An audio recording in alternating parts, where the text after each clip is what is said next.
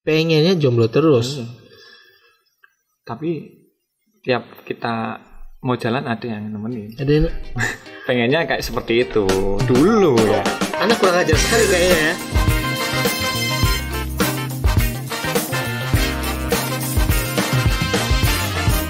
Welcome back di Nasihat Om, tempatnya kamu dengar nasihat tanpa harus menggurui. Kita kedatangan tamu, Om Gilang. Kayak sih mukanya itu bukan om-om, tapi kayak usianya om-om. Itu yang sulit, nggak tahu saya juga. Nah, agak maju dikit. Biar napas. Om Gilang yang baby face, om-om baby face. Saya dengar banyak hal tentang Anda. Apa ini? Apa yang mau dikupas? Sudah siap? Aduh, saya yang deg-degan nih. Iya. Di sini, aduh. Nanti semua bisa ditit, bisa disamarkan, bisa di apa? Aman lah. Oke, berarti lost ya? Lost lah ya. Siap. Lost. Pertama dulu. Katanya Anda ini musisi Yogyakarta. Kalau dibilang musisi itu juga enggak sebenarnya, karena kan kalau sekarang ya ini, karena saya berjalan di dua sisi antara usaha dan ngeband, antara bisnis dan musisi, antara hobi dan harus cari duit. Jadi kalau musisi itu kayaknya ini ya, cari duit dari musik ya, kayaknya gitu ya. Musisi itu cari duit dari musik. Apa berkarya dari musik? Iya, itu tergantung Mas Gilang sendiri. Saya panggil Mas ya. Soalnya kalau dari mukanya saya dari angka KTP-nya panggil Om, tapi dari mukanya saya Mas ya. Saya nggak rela manggil Om. Om tuh muka tua kayak saya ini loh. Iya. Kalau musisi jadi gini dulu ya. Suka main musik. Apa aja alat musik yang dikuasai? Main-main gitar. Saya dari kecil tuh sebenarnya seneng main gitar sama mungkin piano dikit-dikit lah ya. Sama bernyanyi. Saya seneng bernyanyi. Bernyanyi, main gitar. Oh iya, oke. Tapi sekarang bernyanyi di ruangan tertentu. Nah, itu ciri khas Om. Ciri khas Om. Jadi awalnya suka gitar, lama-lama cuma suka nyanyi. Lama-lama suka cari temen nyanyi. Ya teman tetangga gitu, teman gaul gitu. Iya. Kalau saya kan seringnya nyanyi di dalam ruangan. Dalam ruangan. Iya, harus dalam ruangan. Jadi nggak di tempat yang terbuka. Oh, biar audionya kerasa gitu ya. Biar menghayati kan. Menghayati. Oke. Tapi kan nggak ada penontonnya. Siapa yang menyemangati? Pendampingnya itu tadi. Oh iya, temannya ya. Harus ada sambil mangku. Mangku bantal. Oke. Banyak di spill. Nanti dulu lah. Itu pelan-pelan dulu. Jangan diklimak dulu. Nanti coba kita. Musisi itu kalau mau jadi musisi harus bakat dulu atau belajar. Harus suka dulu pertama. Harus suka dulu. Kalau belajar kalau nggak suka sama aja kan? Belajar kalau nggak suka sama aja. Kayak saya ini suka main gitar otodidak, tapi nggak punya bakat. Itu bisa jadi musisi nggak sih? Bisa banget. Bisa. Kalau udah suka itu kan kita belajar itu ini ya ikhlas jadi harus bisa nih. Kalau nggak suka mesti belajarnya ya ininya aja kan gitu. Nah, harus suka dulu. Jadi tadi udah suka itu kita ngomongin bisnisnya nanti aja lah. Kita ngomongin musisinya aja dulu. Nanti ada waktunya kita ngomong bisnis. Benar. Iya, ada waktunya. Dari tadi belajar awal, lalu ikut band-band. Katanya jadi additional band-band besar. Iya, sempat. Berarti kan skillnya kan berarti diakui oleh orang-orang penikmat musik, gitu kan? Kalau skill itu semua skill itu bukan jadi patokan sebenarnya. Bukan jadi patokan. Karena sepengalaman saya itu menjadi additional atau session player ya. Itu pertama itu orangnya harus bisa ngikutin. Yang skill belakangan. Ngikutin apanya dulu nih? ngikutin ini cara lingkungannya, cara bercandanya seperti apa, dan memposisikan kita di mana. Oh, kita kalau skill itu mengikuti harus humble biar diterima oleh mereka. Oh, buat mereka nyaman main sama kita gitu maksudnya. Oke. Iya, itu. Jadi kalau skill kan relatif semuanya, mesti kalau kamu gitaris ya berarti bisa gitar kan gitu. Oh, berarti jago. Mas Gilang ini jago membuat nyaman. Aduh ini. Iya kan, jago membuat nyaman kan harus. Tadi kan spirit kenyamanan, skill nanti lah nyaman dulu. Kalau jadi musisi itu kan, kalau ngeliat kita musisi itu, wah kami aja di belakang panggung tuh masih terkesima. Apakah seglamor itu hidup musisi atau gimana sih? Kalau itu sih tergantung orangnya. Cuma kebanyakan, kita ngomong kebanyakan ya. Globalnya itu kalau saya berada di lingkungan musisi, itu memang kebanyakan glamor. Karena glamornya itu kita dituntut untuk ini, untuk benar-benar semuanya itu dilihat enak, dipandang enak. Harus sesuai dengan apa yang orang pengen ke kita. Iya, benar. Kalau kita manggung nih, mesti kita di rumah prepare nih. Oh ya, pakai baju yang mana biar dilihat itu bagus, sepatu yang apa, yang branded atau apa. Nah, itu kan semua seperti tuntutan musisi seperti itu. Itu menikmati nggak sih kalau misalnya kita harus menyesuaikan dengan keinginan orang, itu menikmati nggak sih? Itu kalau saya pribadi menjalani juga menikmati, karena itu passion juga, maksudnya saya beli baju mahal nih, itu kan saya berarti senang dulu. Jadi dan belum tentu kalau musisi itu pakai baju mahal belum tentu bagus juga, menyesuaikan juga. Jadi yang dibilang glamor itu kita juga harus tahu diri kita sendiri. Oh, berarti pandai mematchkan pakaian, penampilan, menjaga badan, menjaga penampilan agar disukai oleh yang menonton. Benar sekali. Dan kita kelihatan bagus karena mungkin ya, kalau aku lihat memposisikan sebagai penonton itu, itu enggak cantik bangetnya, itu juga pengaruh lighting juga. Kayak gitu. Oh iya, banyak hal lah ya. Banyak hal semuanya itu. Ya, tapi kalau misalnya udah bisa membuat berpenampilan agar disukai orang-orang, pasti juga ada orang menyukai kan? Ada dong.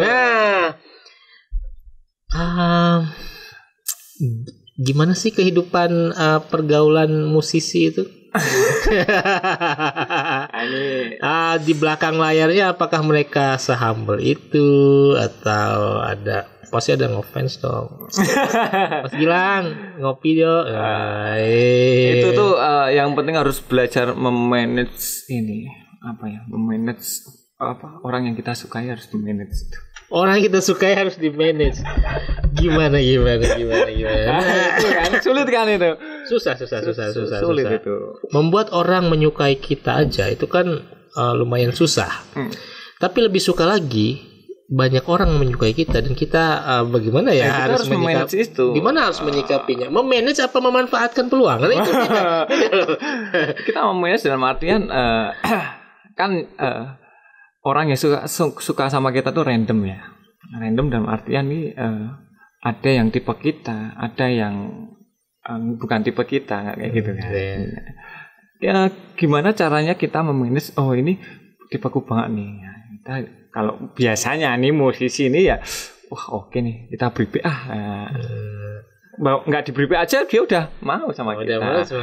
Tapi kalau yang bukan tipe kita kita treatment sebagai kita berteman, kita humble. Harus humble semua ya seperti. Harus humble semuanya, cuma tujuannya ya beda itu. Gimana caranya yang tidak bukan tipe kita tuh dia kayak candu melihat kita. Beda tipis ya sama buaya. Nah, iya kan, semua diterima dulu. kita kan ya menjalin silaturahim sama siapa aja gitu kan. Tidak boleh memutus. Itu dulu. Dan kita bicara globalnya. Globalnya di belakang layar musisi. Emang kalau musisi tuh ini nggak sih apa namanya, hasilnya gede nggak sih? Relatif juga. Tergantung kalau saya kan ini berjalan di dua sisi nih, kayak reguler sama berkarya juga.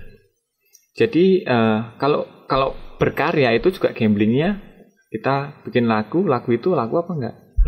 Nah gitu. Kalau lagu berarti dapat duit. Kalau reguler kan mesti dapat duit nih. Kayak gitu. Dan reguler ini juga kalau seminggu mainnya sekali ya nggak banyak kan gitu. Kalau tiap hari main, ya itu cukup lah. Cukup ada lah ya. Berarti sekarang kan masih beberapa kali sering manggung. Masih. Ya, masih sering manggung. Boleh di-spill nama bandnya? Nama band yang sekarang masih jalan ya. Saya jalan 2 band sekarang. Namanya satu 5 Second Rules. 5 Second Rules, yang satu tuh Some Island. Biasanya manggung di mana? Kalau 5 Second Rules itu juga dia berkarya sama reguler juga. Biasanya kita di kafe itulah, Kota Baru itu. Kota Baru Yogyakarta. Yang kafe yang hits banget lah. Iya, yang tulisannya di sini tidak ada live musik, adanya konser musik. Anda konsernya di sana.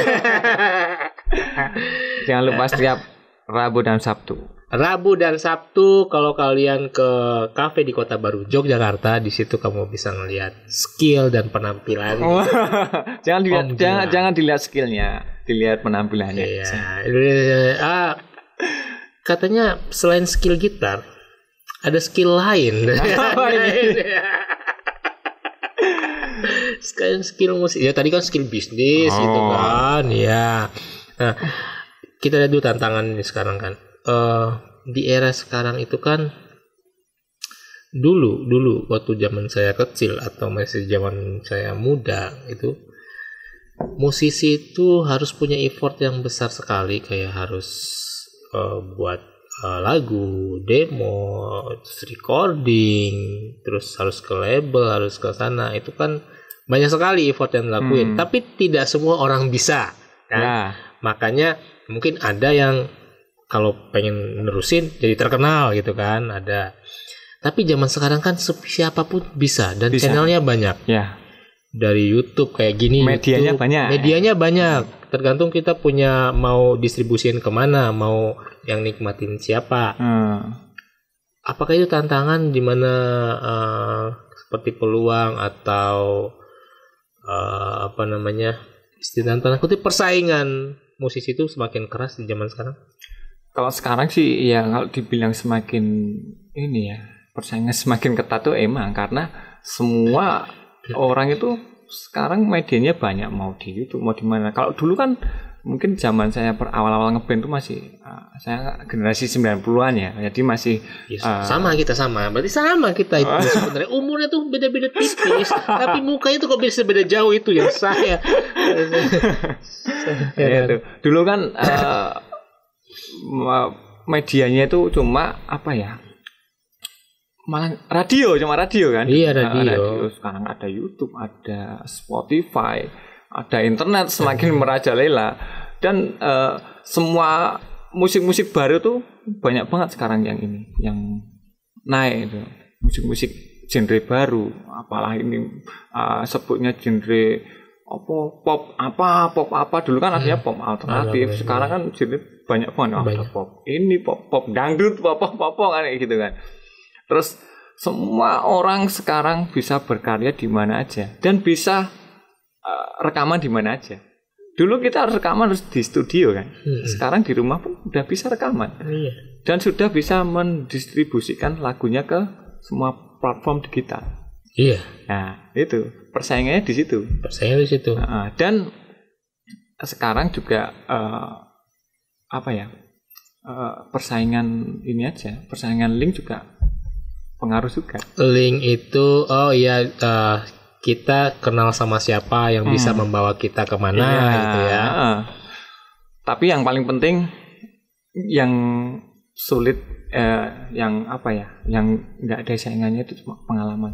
Pengalaman. Oh, berarti harus bekerja misalnya bangun terus menerus, baru nanti terasa skillnya, dikenal orang, dapat linknya dan intinya proses ya. Proses. Kayak ini saya pernah membaca di salah satu buku gitu ya tentang band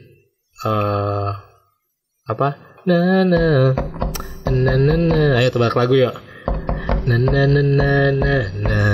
Oh, musisi harus tahu nih. Beatles. Oh ya. Tahu. Ya, Beatles itu waktu sebelum dia terkenal, setiap hari dia manggung.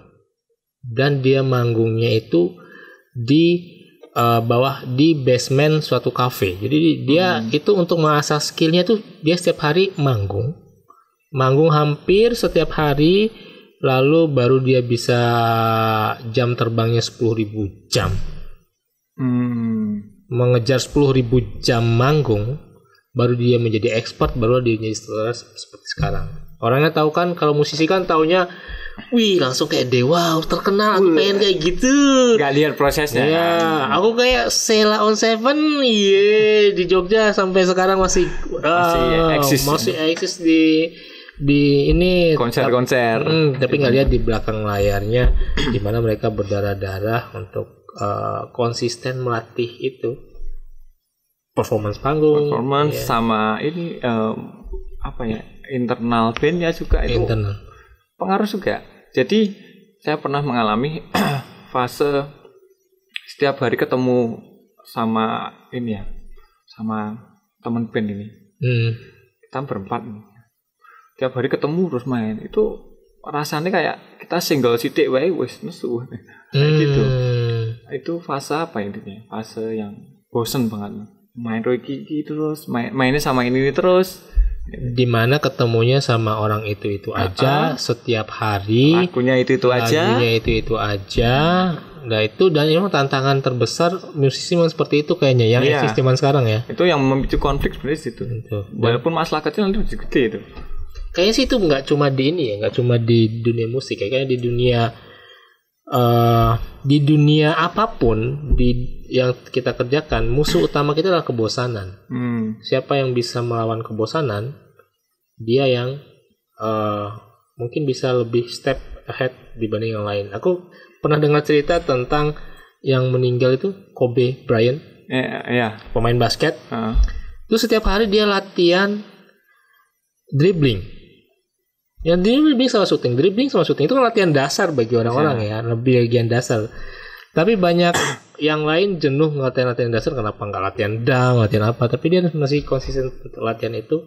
Dia cuma bilang itu musuh utamanya bagi orang-orang player besar itu adalah kebosanan, bosan melakukan hal-hal simple. Mungkin sama lah ya. Ya sama. Itu sama. Makanya kan jadi gini, teman-teman yang baru terjun di dunia musik ini penting ini tips. Penting.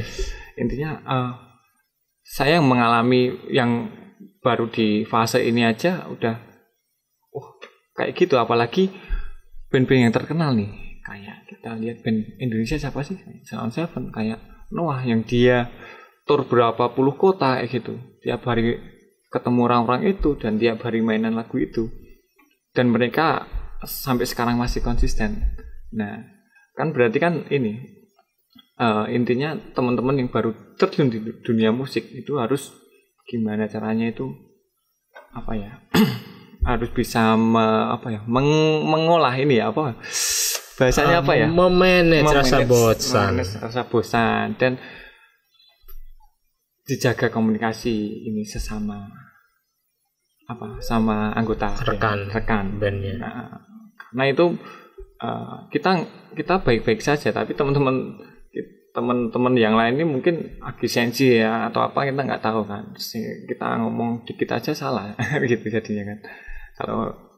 Kalau yang saya rasakan dulu seperti itu. Intinya komunikasi. Jago komunikasi kayaknya Komunikasi. ini. Kalau misalnya band panutan di Indonesia, Banyak banget. slang, oke. Slang, lagu slang apa yang paling disuka? Kalau slang saya lumayan mengerti karena Lumayan. Oke ya. duluan. Ini yang masih zaman pa itu.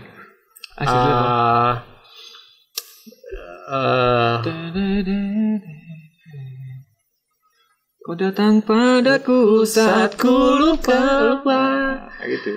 Lupa dengan sejuta kecewa. Om lagu nih. Enak banget itu. Temukan dada. Maafkanlah aku. Itu ngesol banget tuh dulu kalau ngeband di kampung tuh pasti itu. Iya. Iya. Dulu belajar gitar pakai ini. Pai banget. Virus. Oke. Virusnya udah kesini ya. Kesini. Ini Kopai. Oke, itu slang. Satu lagi dong slang yang mungkin orang-orang lupa saat ini, lagu slang zaman dulu kita. Banyak banget yang lama itu. Masihkah fotoku di dalam dompetmu? Itu kan ya sekarang kan. Sekarang. Tong kosong itu oke. Tong kosong bagus banget loh. Bagus itu. Itu buat nyindir orang tuh sedikit ngerti ngaku udah paham. kerja sedikit maunya kelihatan, otak masih kayak TK kok ngakunya sarjana, ngomong-ngomongin orang kaya udah jagoan. Tong kosong. Om banget. Lagu luar negeri yang menjadi misalnya apa dulu kita tumbuh kembangnya sama aku apa? Oh dulu tuh om saya itu sering ngeplay lagunya Bon Jovi, CNR sama Scorpion. Oke, kayaknya sama aja nih. Bon Jovi, thank you For loving me. Nah itu banget. Saya pengen banget bisa gitaran pakai lagu itu, sampai sekarang tidak bisa. Saya menghayati saya tuh kayak apalagi lepas melodinya Kayak Arin Sambura ya.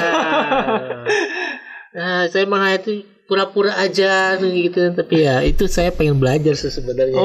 Itu impian saya yang nggak kesampaian, cuma meniru-niru Bon Jovi. Guns N' Roses itu berarti yang orang nggak, lagu Guns N' Roses yang mungkin saat ini jarang diputar. Passion. Oh. Wah, om tahu. Iya, itu enak banget Banget itu. Itu juga. Yang masih kecil jangan lihat video klipnya. Jangan lihat video klipnya. Sama ini video klipnya yang dilarang, jangan ditonton. Iya. I don't have anything if I don't have you. Jangan, tolong jangan ditonton. Itu kami dulu itu terpaksa ya. Kalau dulu kan kita mikirnya nggak ini ya. Soalnya dulu pakai CD kan. Iya, pakai CD.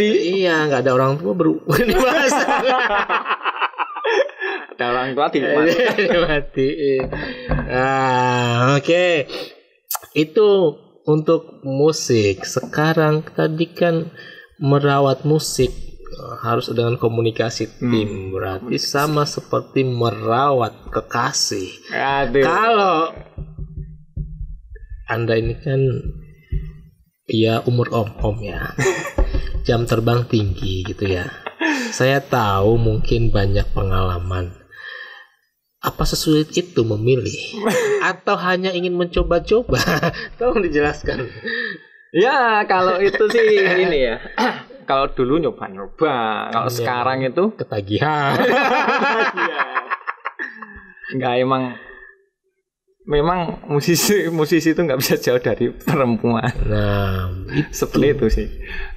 Terus kalau memilih pasangan itu apa ya?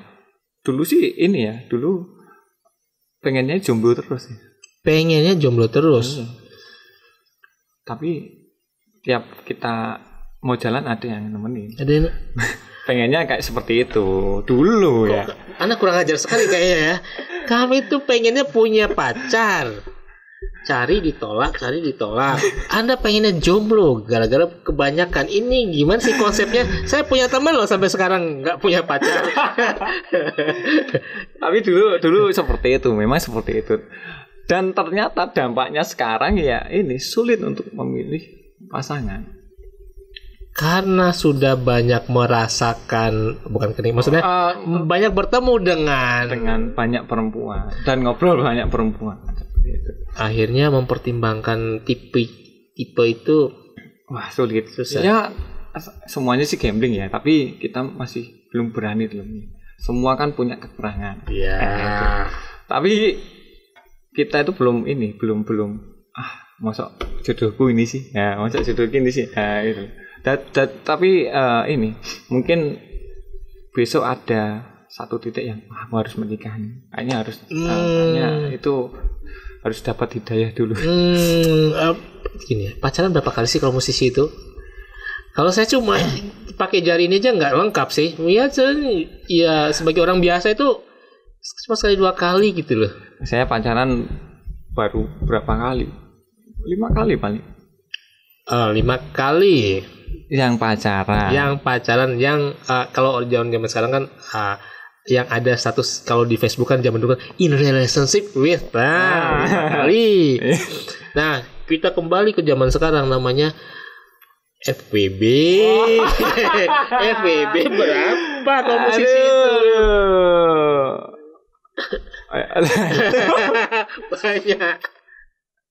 Banyak.